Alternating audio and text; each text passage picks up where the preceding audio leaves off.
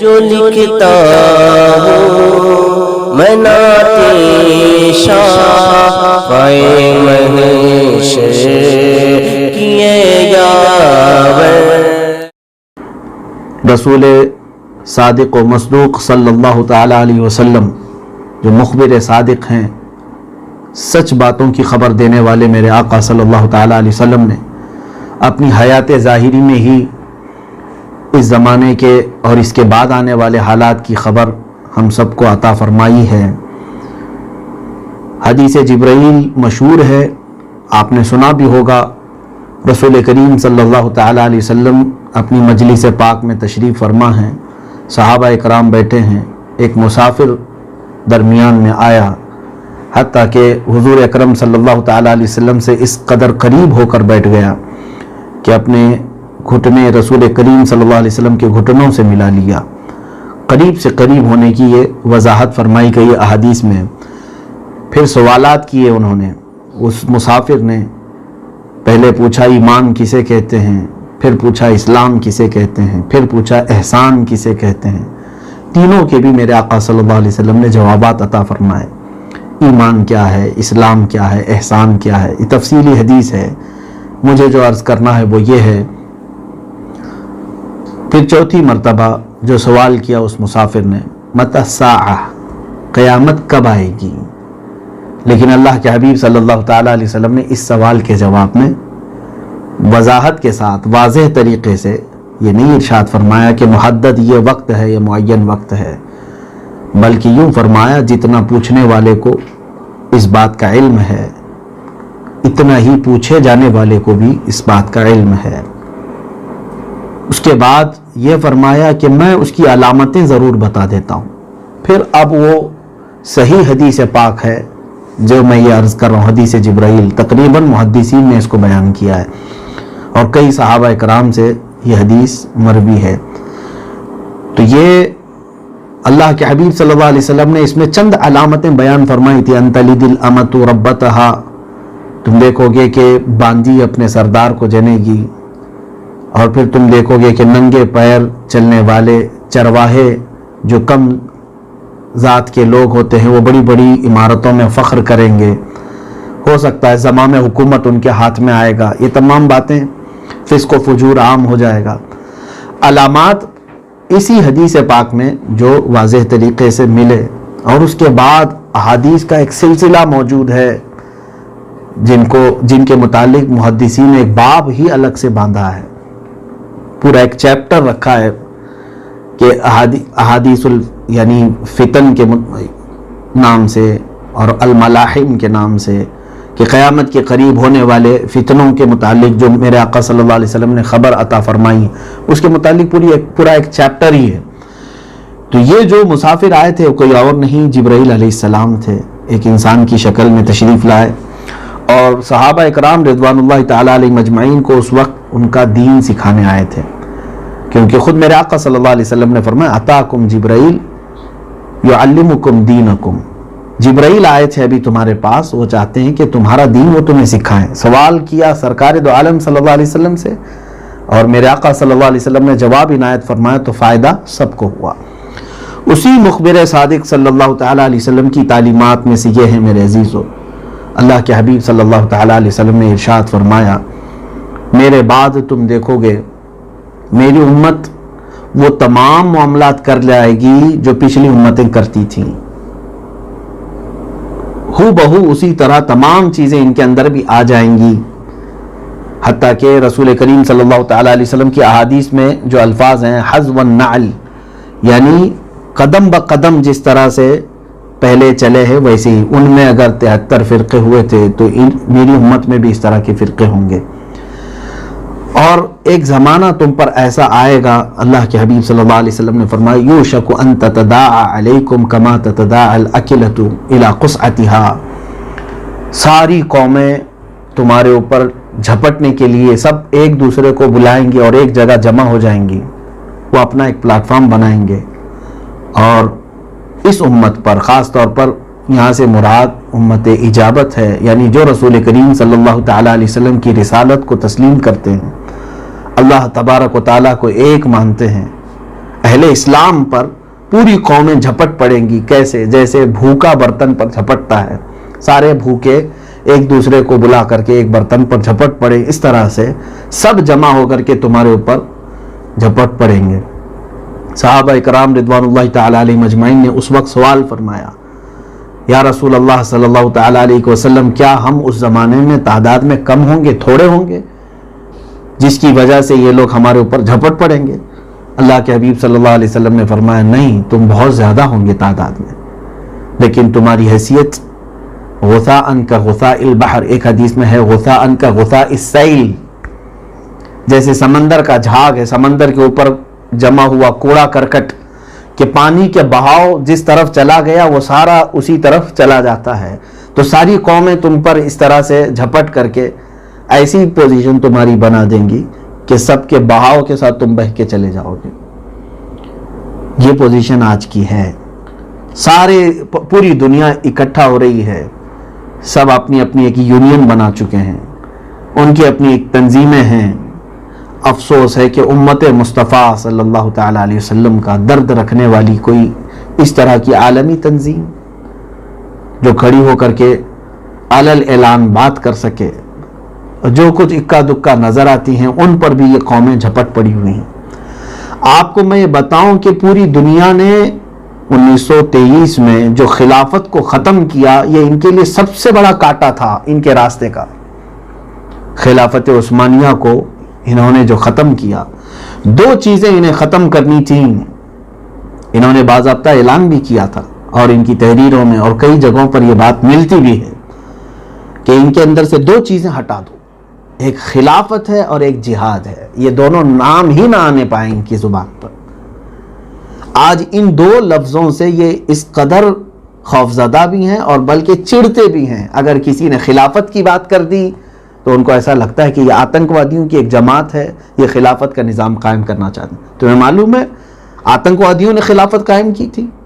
عدل و انصاف کے پیکر جو پوری دنیا میں مشہور ہوئے, انہوں نے خلافت کا نظام چلایا ہے. میرے آقا صلی اللہ تعالیٰ علیہ وسلم کے بعد سیدنا ابو بکر صدیق رضی اللہ تعالیٰ عنہ سے جو خلافت چلی ہے, مجھے بتائیں ایک بھی ایسا عمل صدیق اکبر کا ہو, فاروق اعظم کا ہو, عثمان غنی کا ہو, حیدر کرار کا ہو رضوان اللہ تعالیٰ علیہ مجمعین, جس میں ظلم کا شبہ بھی پایا جاتا ہو؟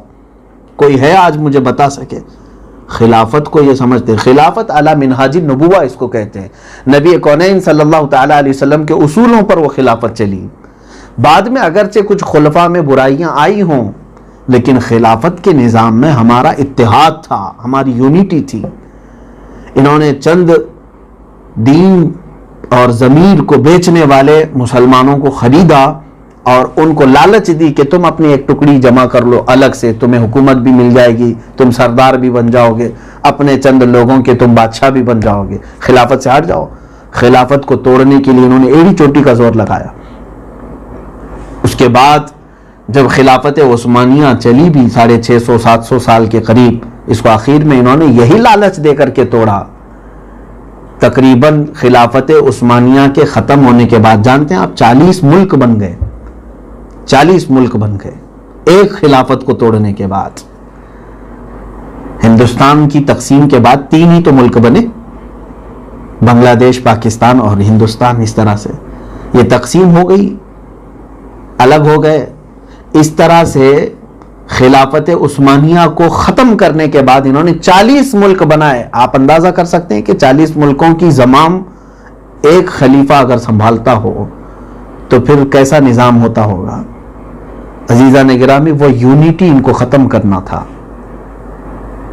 اور میں حدیثوں کی طرف آتا ہوں. اللہ کے حبیب صلی اللہ تعالیٰ علیہ وسلم نے ایک حدیث پاک میں یہ ارشاد فرمایا, صحابہ اکرام رضوان اللہ تعالیٰ علیہ مجمعین نے اس حدیث کو جو بیان کیا ہے, حضور پاک صلی اللہ تعالیٰ علیہ وسلم نے یوں فرمایا, اللہ تعالیٰ تمہارے دل پر وہن ڈال دے گا اور کافروں کے دلوں سے تمہاری ہیبت کو, تمہارے رعب کو ختم کر دے گا.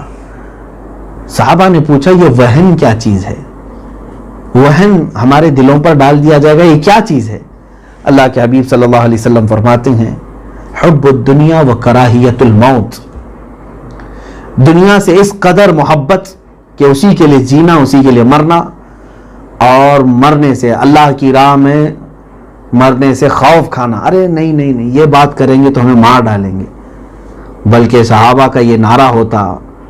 سولی پر چڑھے ہوئے ہیں حضرت خبیب ابن عدی رضی اللہ تعالیٰ عنہ, ان کو جب قتل کیا جا رہا تھا تب انہوں نے یہ کہا تھا, ان کے اشعار ہیں عربی میں, انہوں نے کہا تھا مجھے اس بات کا غم نہیں ہے کہ سولی پر تم کاٹ دو گے, مجھے اس بات کی خوشی ہے کہ جس چت اور جس کروٹ پر بھی تم مجھے لٹاؤ گے مجھے انشاءاللہ مسلمان پاؤ گے.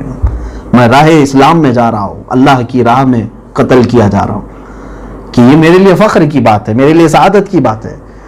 تو یہ دو چیزیں ہمارے دلوں میں آئیں گی. اللہ کے حبیب صلی اللہ علیہ وسلم نے فرمایا دنیا کی محبت کثرت سے اور موت سے خوف, موت سے ڈر, یہ دو چیزیں جب دل میں بس جاتی ہیں تو پھر یہ وہن دشمنوں کے دلوں پر سے تمہاری ہیبت ختم کر دی جائے گی, تمہارا رعب ختم کر دیا جائے گا.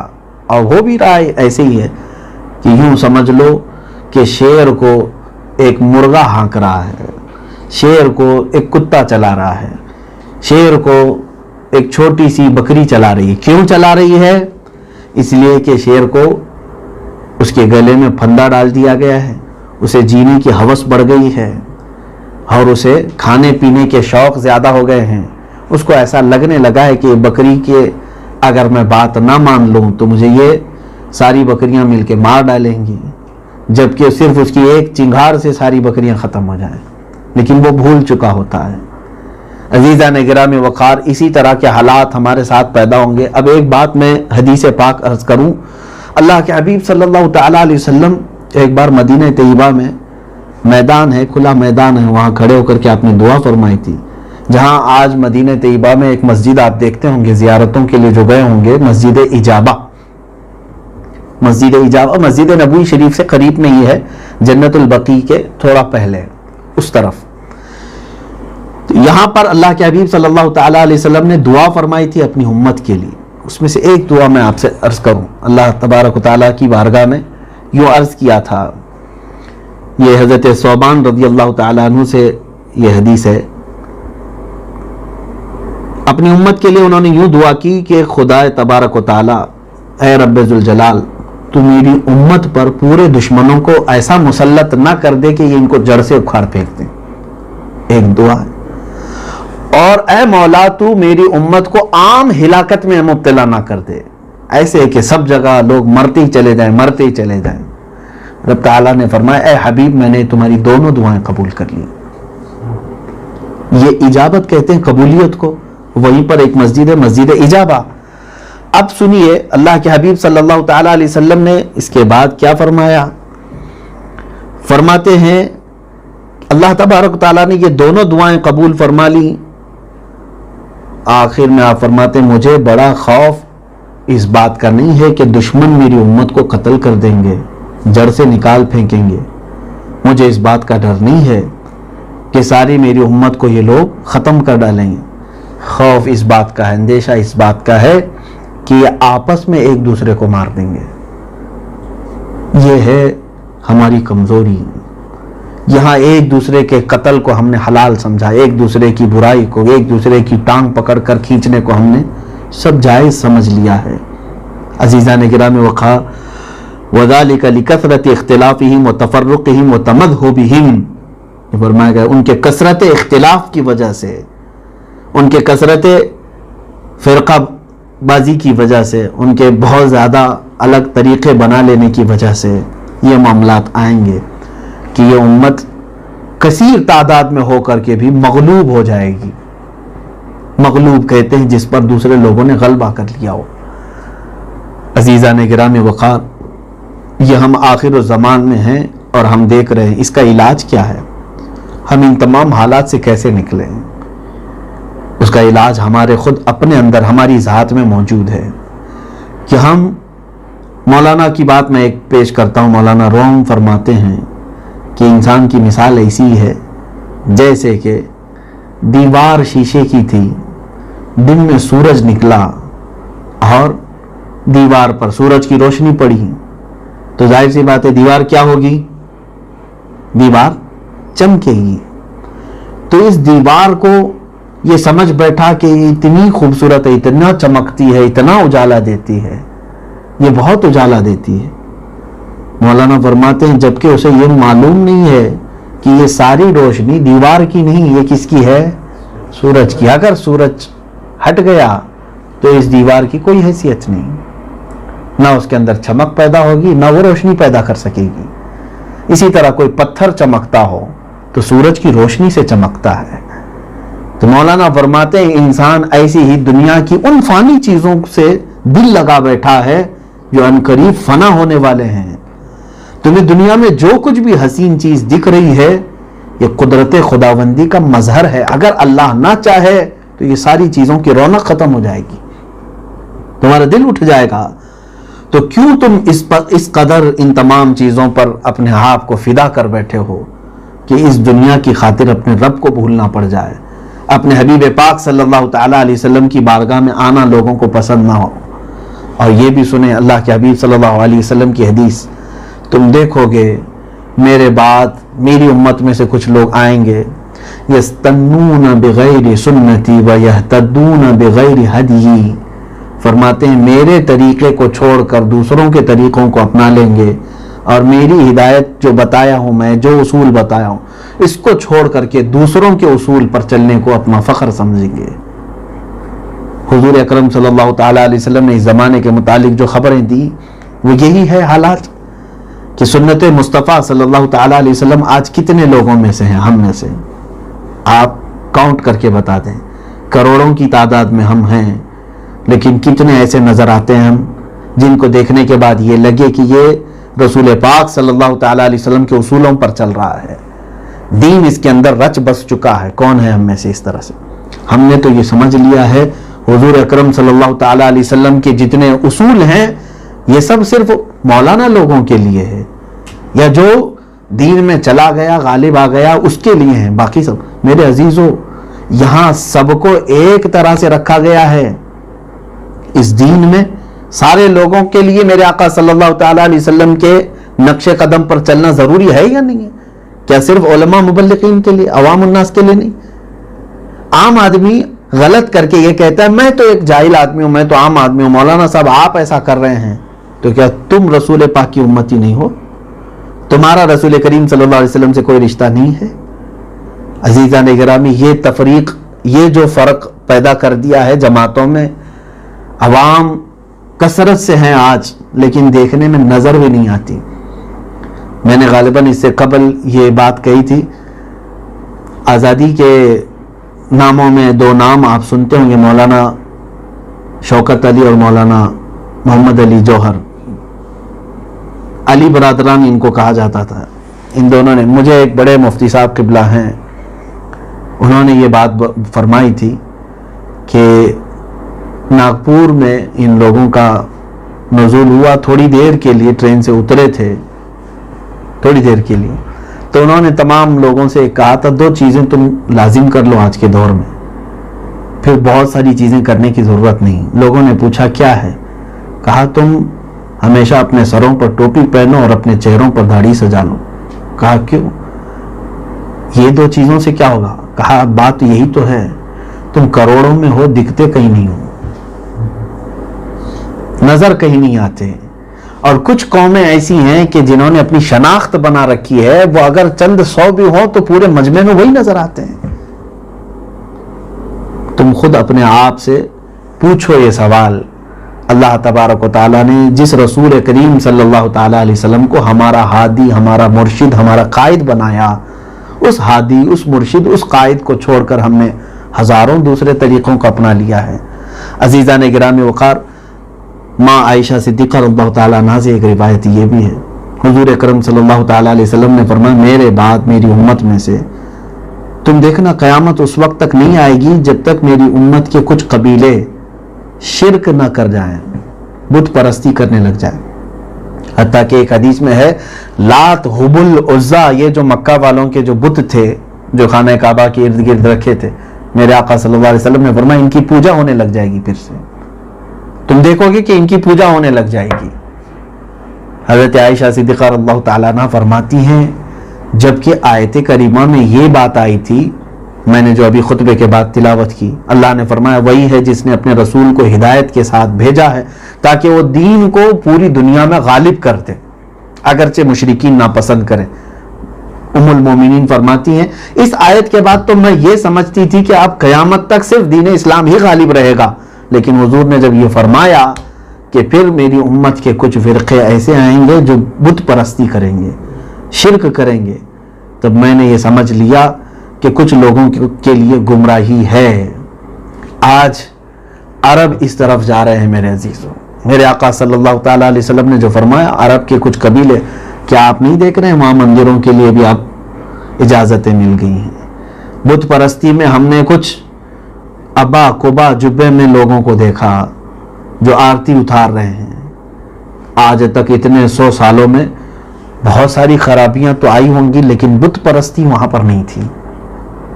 جزیرت العرب جس کو کہا گیا ہے، عرب شریف، یہاں پر رسول کریم صلی اللہ تعالیٰ علیہ وسلم نے جب پاک فرما دیا شرک سے، بت پرستی سے، تو یہ زمین آج تک بت پرستی کی طرف دوبارہ نہیں آئی، لیکن اب ہونے لگا۔ پچھلے سال ان لوگوں نے ایک بڑا ایونٹ جو گانے والوں کے لیے، اب یہ سب آرکیسٹرا وغیرہ ساری چیزیں کر رہے ہیں نا سعودی عرب میں، تو یہ سب چیزیں اب حلال ہو گئی ان کے نظر میں۔ سینما، تھیٹر سب انہوں نے اوپن کیے، اور اس کے علاوہ انہوں نے ایک بہت بڑا فنکشن رکھا تھا جس میں مرد اور عورتیں، کون سے مرد اور کون سی عورتیں، کوئی نان مسلم تھوڑی نا، مسلمان عورتیں مسلمان مرد اس میں شریک ہوئے، گانے بجانے ہوئے، لیکن پیچھے جو بیک گراؤنڈ میں تصویریں تھیں وہ گنپتی کی بھی تھی۔ غالباً یہ ہولی یا دیوالی کے تہوار پر انہوں نے منایا تھا، تو یہ اب عام سی بات ہو گئی ان کے لیے، عام سی بات ہو گئی۔ میرے آقا صلی اللہ تعالیٰ علیہ وسلم نے فرمایا تم دیکھو گے کہ میری امت کے کچھ قبیلے مشرکوں سے جا ملیں گے، اس وقت تک قیامت نہیں آئے گی۔ میں سمجھ رہا ہوں یہ وہی دور ہے جس میں یہ مشرکین سے جا کر کے اب مل چکے ہیں، اب یہود و نصارہ کے یہ خاص دوست بن رہے ہیں اور مسلمانوں کے دشمن ہو رہے ہیں۔ عرب کے کچھ قبیلے جن کو اللہ تعالیٰ نے بے پناہ مال و دولت عطا کیا ہے، بے پناہ ان کے لیے ذخائر کھول دیے رب تعالیٰ نے، ان کے ہاں پیٹرولیم کی مصنوعات سے لے کر سونا، تمام تر چیزیں زمین میں ان کے پاس خزانے نکل گئے، لیکن ان کی چربی اس قدر بڑھ گئی کہ یہ اسلام کو ہلکا سمجھنے لگے۔ کعبۃ اللہ اور مدینہ طیبہ کی حرمتیں ان کے نظر میں کم ہو گئیں۔ عزیزان گرامی، یہ وہ آخر الزمان میں ہم ہیں، زمانے آخری میں، جس کے متعلق اللہ کے حبیب صلی اللہ علیہ وسلم نے فرمایا تم دیکھو گے کہ کچھ قبیلے مشرکوں سے جا ملیں گے، اور یہ مل چکے۔ آج ان کا تعلق، آج میں اگر بتاؤں، اسرائیل سے اتنا گہرا ہو گیا، جو اسرائیل قاتل ہے، ہزاروں نے لاکھوں فلسطینی ناحق قتل کا، مسلمانوں کا، یہ قاتل ہے، پوری دنیا جانتی ہے، اور انہوں نے بیت المقدس پر ناجائز قبضہ جمانے کی ہر ممکن کوشش کر لی ہے۔ پوری دنیا میں اگر کوئی ایک بڑا وائرس ہے تو یہی ہے جو ہر ایک کے لیے خطرہ بنے ہوئے ہیں۔ اگرچہ دنیا ان کو تسلیم کر چکی ہو، لیکن اندرونی طور پر سب کو معلوم ہے بالواسطہ یا بلا واسطہ سب کا تعلق اسرائیل سے ہے۔ ابھی چند دنوں پہلے اسرائیل کے ہی پرائم منسٹر نے علیہ اعلان یہ کہا تھا کہ پوری دنیا کی تقریباً جو بڑی کمپنیاں ہیں وہ سب ہمارے پاس ہیں، جتنی بڑی بینکیں ہیں ان کے سب کے مرکز ان کے پاس ہیں، پوری دنیا کو۔ لیکن میں جو بات کہنے جا رہا ہوں، اتنے سالوں میں تقریباً 100 سال ہونے کو آ گئے، اس نے اپنا ناپاک وجود جو وہاں پر قائم کیا ارض مقدس پر، اتنے سالوں میں مسلمان ملکوں میں، اور وہ بھی خاص طور پر عرب شریف سے، کوئی سفارتی تعلقات ان سے قائم نہیں کیے گئے تھے، کیونکہ یہ دشمن اسلام ہے۔ جب اللہ تعالیٰ نے قرآن عظیم میں ہمیں بیان فرما دیا وَبَاءُوا بِغَضَبٍ مِّنَ اللَّهِ، وہ اللہ کے غضب کے ساتھ لوٹے ہوئے لوگ ہیں، ان کے اوپر اللہ کی لعنت ہے۔ غیر المغضوب علیہم ولا الضالین، سورہ فاتحہ میں ہم یہ عرض کرتے ہیں، یہ مغضوب ہیں یعنی اللہ کا غضب ہے ان کے اوپر، ان سے ہمارا کوئی تعلق ہی نہیں تھا۔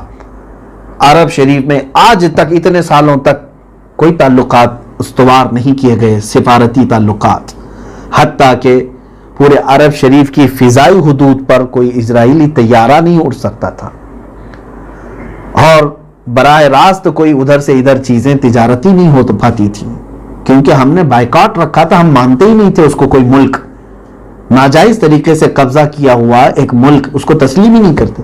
لیکن اب جا کر یہ ساری چیزیں استوار ہونے لگیں. اب کے جو بادشاہوں نے تعلقات قائم کیے، حتیٰ کہ بہت ساری کمپنیاں سعودی عرب میں اسرائیل کو ٹینڈر کے طور پر دے دی گئی ہیں.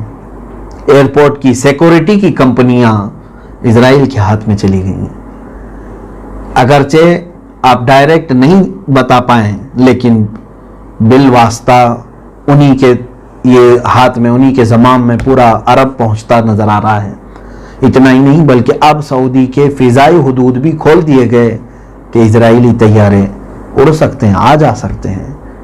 اور خفیہ خبریں یہ بھی ہیں کہ وہ سفارتی تعلقات بھی قائم کرنا چاہ رہے ہیں. اسرائیل سے عرب کوئی ڈائریکٹ آنا چاہے تو آ جائے، عرب سے کوئی ڈائریکٹ اسرائیل جانا چاہے تو جا سکے. جبکہ اسی سعودی عرب نے اپنے پڑوسی ملک قطر پر ایسی پابندی لگائی ہے کہ قطر کا ایک طیارہ سعودی عرب میں نہیں اتر سکتا، سعودی عرب کا ایک طیارہ قطر میں نہیں جا سکتا. براہ راست وہاں کے لوگ ادھر نہیں آ سکتے، ادھر کے لوگ ادھر نہیں. تجارتی تعلق، حتیٰ کہ دودھ پانی تک ایک دوسرے ملک پر انہوں نے بند رکھا ہے. سچ فرمایا میرے آقا صلی اللہ تعالی علیہ وسلم نے کہ مشرکین سے جا ملیں گے اور آپس میں ایک دوسرے کا قتل کریں گے. انہوں نے آپس میں ایک دوسرے کا بائیکاٹ کر رکھا ہے. اور یہ عالمی اخبار ہیں، آپ کے سامنے یہ سب چیزیں موجود ہیں، ہم جس زمانے میں گزر رہے ہیں. اور آپ دیکھیں گے، ایک حدیث پاک میں سنا کر رخصت ہو جاؤں، بات طویل نہ ہو جائے. رسول پاک صلی اللہ تعالی علیہ وسلم نے یہ بھی فرمایا کہ حضرت ابو موسیٰ اشعری رضی اللہ تعالیٰ عنہ اور دیگر صحابہ سے یہ حدیث ہے، ترمذی ابو داؤد کی، فتنا كقطع اللیل المظلم یصبح الرجل فیہا مؤمنا ویمسی کافرا. قریب قیامت کے ایک زمانہ ایسا آئے گا کہ ہم ایسے فتنوں میں مبتلا ہوں گے، رات کے آخری پہر کی طرح سے ایسے ہم فتنوں میں مبتلا ہوں گے. فرمایا کہ صبح کے وقت آدمی مسلمان رہے گا اور شام میں کافر ہو جائے گا، شام میں مسلمان رہے گا، صبح تک کافر ہو جائے گا. یہ حدیث پاک ہے، صحیح حدیث پاک ہے. یہ حضرت ابو ہریرہ رضی اللہ تعالیٰ عنہ سے بھی حدیث یوں ہے، یمسی مؤمنا ویصبح کافرا یبیع دینہ بغرض من الدنیا. رات کو ایک آدمی مسلمان سوئے گا، صبح کافر اٹھے گا، اپنے دین کو دنیا کے بدلے بیچ ڈالے گا، اپنے دین کو دنیا کے بدلے بیچ ڈالے گا. یہ بھی تمام چیزیں آئیں گی.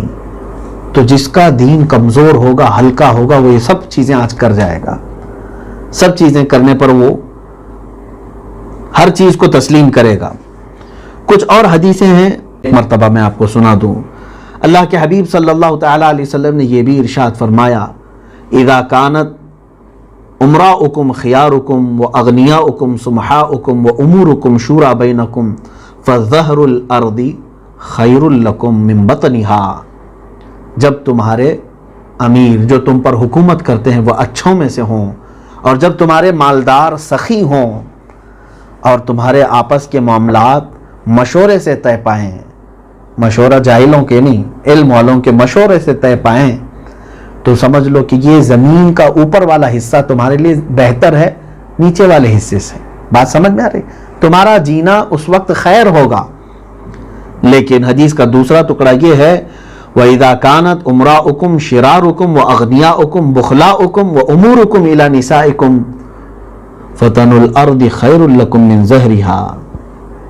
تو بطن الارض خیر لکم فبطن الارض خیر لکم من زہرها. تو پھر تم سمجھ لو جب تمہارے امیر برے لوگوں میں سے ہوں، تمہارے مالدار بخیل ہو جائیں، تمہارے آپس کے معاملات عورتوں سے سلجھائے جائیں، ان کے ہاتھوں میں چلے جائیں، یا پھر یوں سمجھ لیں غلبہ نفس ہو، غلبہ شہوت ہو، اس اعتبار سے دینی معاملات اور طے ہو رہے ہوں، تو تمہارے لیے زمین کا نیچے والا حصہ اوپر والے حصے سے بہتر ہے، یعنی قبر تمہارے لیے زیادہ بہتر ہے. یہ ایک حدیث پاک ہے. دوسری اور ایک رسول کریم صلی اللہ تعالیٰ علیہ وسلم نے فرمایا، کیف بکم اذا فسق فتیاتکم وطغى نساؤکم. اللہ کے حبیب صلی اللہ علیہ وسلم نے فرمایا وہ زمانہ کیسا ہوگا جب تمہارے گھر میں موجود عورتیں فاسق و فاجر ہو جائیں گی، بے حیا ہونے لگ جائیں گی، اور تمہاری عورتیں سرکش ہو جائیں گی، تمہیں چھوڑ کر باہر نکل جائیں گی. یہ بات کیا آج پاکستان کی ان سڑکوں پر ہم نے نہیں دیکھا جنہوں نے بینر لے کر کے نکل کر یہ اعلان کیا ہمارا جسم ہماری مرضی. یہ مخبر صادق صلی اللہ تعالی علیہ وسلم نے فرمایا کیف بکم، تمہارے ساتھ کیا حال ہوگا جب تمہاری گھر کی بچیاں آوارہ ہو جائیں، وہ طغى نساؤکم، جب تمہاری عورتیں سرکش ہو جائیں گی، تمہارے ہاتھوں میں نہیں رہیں گی. اچھا، اس حدیث پاک میں یہ بھی دیکھیں، پوچھا گیا، صحابہ نے یہ پوچھا کیا یا رسول اللہ صلی اللہ علیہ وسلم ایسا ہو سکتا ہے، ایسا ہوگا؟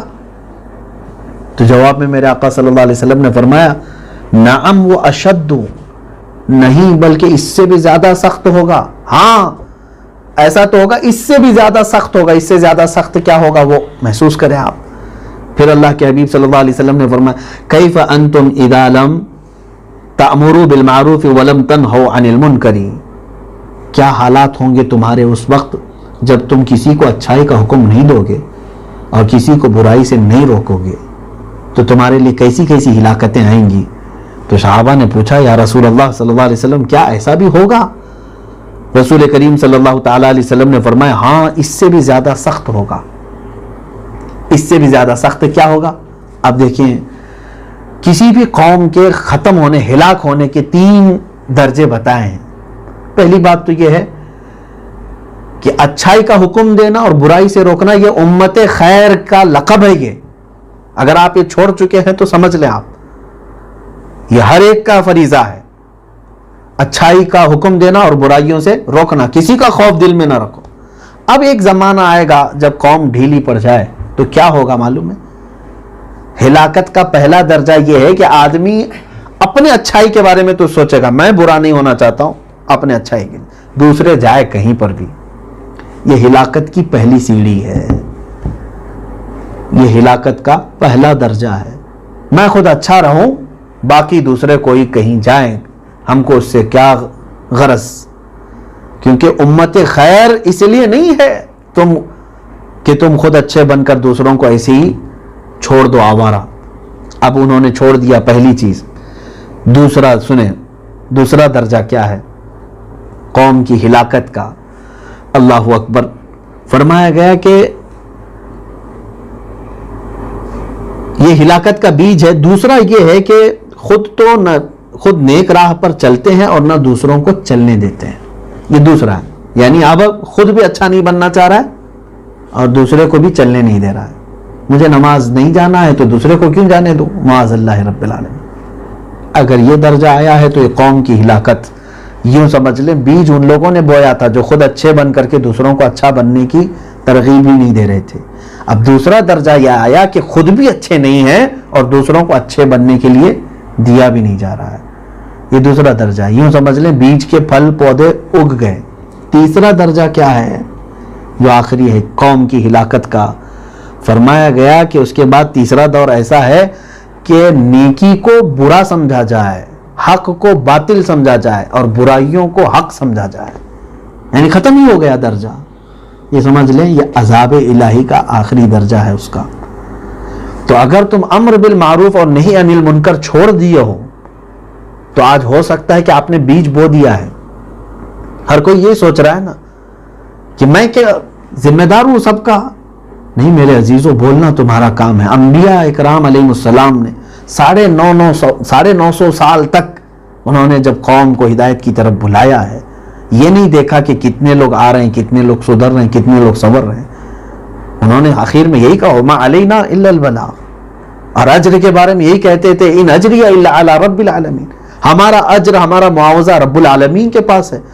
اور رہی بات تبلیغ کی تو ہم پر صرف پہنچانا فرض ہے، عمل کرنا ان کا کام ہے. تو پہنچانے کا کام کیوں بند کر دیا آج سب نے؟ دوسرے کو خیر کی دعوت دینا کیوں چھوڑ دیا؟ آج مخصوص چند لوگ ہیں، علماء کے لیے خاص کر دیا گیا، مبلغین کے لیے خاص کر لیا گیا ہے. میرے عزیزوں، واعظ کہنا، تقریر کرنا اگرچہ یہ عالم کی شان ہے، لیکن تم اپنے باتوں میں بھی تو بہت ساری چیزوں کی اصلاح کر سکتے ہو. یہ کام کیوں چھوڑ دیا گیا؟ اجتماعی طور پر آج اس سے ہم غافل ہیں.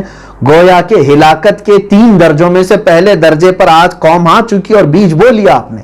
اس کے بعد وہ لوگ آئیں گے جو خود بھی برے ہوں گے اور دوسروں کو برائی پر چلنے کی ترغیب دیں گے اور کبھی اچھائی کی طرف ان کو جانے نہیں دیں گے. اور پھر اس کے بعد وہ لوگ آئیں گے جو برائیوں کو نیکی سمجھ لیا کریں گے اور نیکی کو گناہ سمجھ لیں گے. معاذ اللہ رب العالمین وہ دور سے اللہ تعالی ہمیں محفوظ رکھے.